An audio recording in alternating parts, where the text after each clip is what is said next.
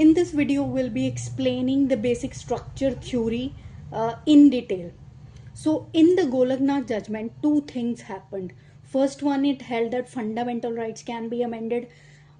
Also asserted another preposition, that is there any other provision in the constitution which can be amended under article 368 by the constitutional amendment. In Keshav Nanda Bharti case, Golaknath judgment was being challenged.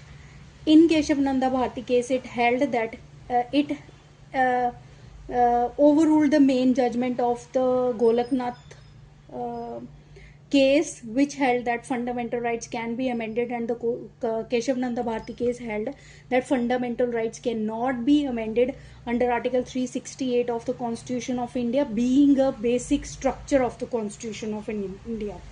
Another thing, what Keshav Nanda done was it approved another preposition asserted by the Golaknath judgment and held that any article can be amended but not the basic structure of the constitution. Talking about basic structure, Keshav Nanda Bharti held that it is illustrative in nature and not exhaustive, further criticized for being elusive and vague.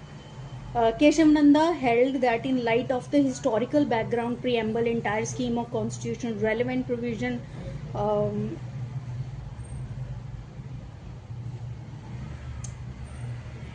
if kept in mind, then it is not difficult in determining what are basic elements of the basic structure constitution. This theory is further explained in the Minerva Mills versus Union of India 1980. It held that it enumerated certain basic features of the constitution like limited power of the parliament to amend constitution, harmony between fundamental rights and directive principles of the state policy, power of judicial review in certain cases. It says that basic structure is a set of fundamental principles drawn from possession of the constitution itself. They are not fanciful principles carved out by judiciary at its own. This theory is further or again explained in the M. Nagraj versus Union of India 2007, constituted of 5 judges bench. It held that systematic principles underlying and connecting provisions of the constitution, these are part of the constitution even not expressly stated.